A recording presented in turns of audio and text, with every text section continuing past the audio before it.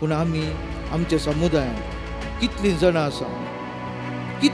आसा पूण देवाचें उतर आमचे जिवितांती तशेंच दुसऱ्यांच्या जिवितांती आमी परिणाम हाडूंक फाटीं सरता.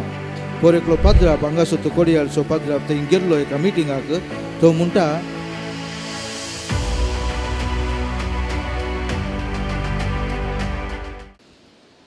मोगाच्या भावांनी भयणीनो, आमी आनिकी पास्कांच्या कालार आसा आनी ह्या दिसांनी आमी पयलें आसा आपोस्तलांचे कृत्या तावन आयकता आनी आमी मस्त नियाळ करतेता. एवरी डे वी आर रिफ्लेक्टींग आनी तांचें जिवीत हांता हांतांनी कशें एक शेवटाक पावलें म्हणून, खंय आसले खंय पावले म्हणून आमी सुरवेर पळयता. भियान जियेल्ले मनीस जेजूच्या मरणा उपरांत जेजू तावन पळून गेल्ले मनीस, जेजू तावन पयस पावल्ले मनीस, तेच मनीस जेजू जिवन जाल्ल्या उपरांत, जेजू भेटल्या उपरांत, त्या देखून जेजू जिवन जाल्ल्या उपरांत जेजू तांकां पयलें संदेश दिता, शांती समाधान तुमकां म्हणून. शांती आनी समाधान. त्या शांती आनी समाधान घेवन, धैर्य घेवन आतां आमी 11व्या अध्यायाक पावल्या. हाचे पयलीं आमी पळयल्या तांकां मस्त कश्ट जालें त्या जेजूच्या विशयांत, जेजूचें तें मिसांव प्रगट करूंक तांकां मस्त कश्ट जालें. ते आसले 12 जाण आनी एक 10-15 जाण एक्स्ट्रा आसतले. सुलाभ न्ही तें 12 जाणांक इतल्या व्हडल्या जुदेयांत जेजूचें मिसांव सुरू करूंक वा आरंभ करूंक. थंय तांकां जेजू धैर्य दिता, थंय जेजू तांकां बळ दिता.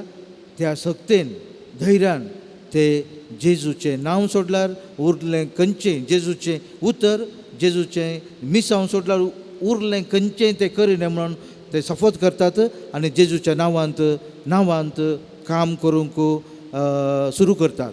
अशें आमी पळयता. तांच्या जिवितांत मस्तपणी फाटीं मुखार जालां, दगदोणी आयल्यात, कस सोडलें. पोरपोर आमी आयकल्या 9:10 स्टेफनाक तांणी जिवीशी मारलें. तें पुरा तांकां तें कळवळें आसात, पूण जाल्यारय तांकां गोत्ता जेजू तांचे बरोबर आसा, जेजू तांचे सांगात आसा.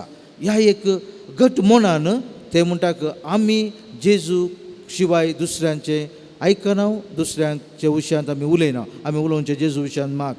जेजू मात्र आमचो शेवट म्हणून त्या एक धैर्यान ते जेजूचें उतर तांच्या जिवितांत तशेंच उरल्यांच्या जिवितांत. त्या देखून तांणी पयलें ह्या जुदेवांक ताका सांगलें, आयच्या भासा बरें करून, ह्या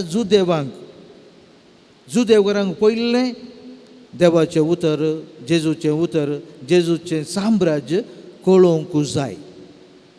त्या देखून तांणी पयलें तांकांच जुदेवांक तांणी क्रिस्ताची वळख बरें करून दिवचें म्हणून तांणी प्रार्थना केलें आनी तांच्या जिवितांत तें जालें. आमी साबार फावटी ह्या दिसांनी आमी मस्त जाण आसा. त्या दिसांनी ते 12 जाण आसले, 12 आनी उरले थोडे, पूण त्या धैर्यान तांणी जेजूच्या नांवान तांणी हांगा मुसेर पावले. पूण आमी आमच्या समुदायांत कितलीं जाणां आसा पूण देवाचें उतर आमचे जिवितांती तशेंच दुसऱ्यांच्या जिवितांती आमी परिणाम हाडूंक फाटीं सरता.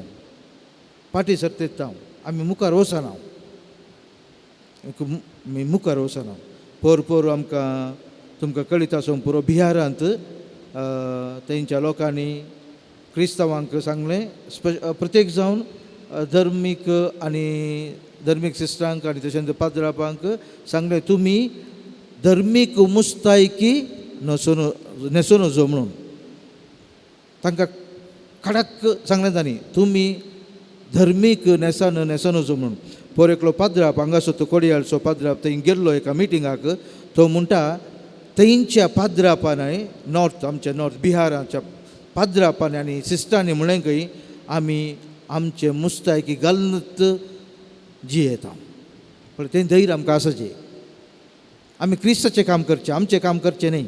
आमचें काम जर आमी फेलियर जाता, पूण क्रिस्ताचें काम करता जाल्यार आमी फेलियर जायना. तशेंच आमी आपोस्तलांच्या जिवितांत पळयलें हांव ती क्रिस्तां पासून ताका तांकां पयले फावटी अंत्योकांत क्रिस्तांव म्हणून नांव येता, जेजूचे फाटलावदर म्हणून. तर आमी बाप्तिस्मा मुखांतर क्रिस्तांव जाले हांव, पूण आमचें जिवीत क्रिस्ता बरी जावना.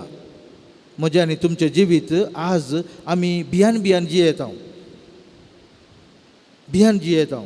तेन्ना आमी ह्या बिहाराच्या त्या धार्मीक भाव भयणींचे एक एग्जाम्पल काणून आमच्या जिवितांत ती आमी आमच्या घरांत पयलें त्या क्रिस्ताची वळख आमी दिवंक सकाळचें.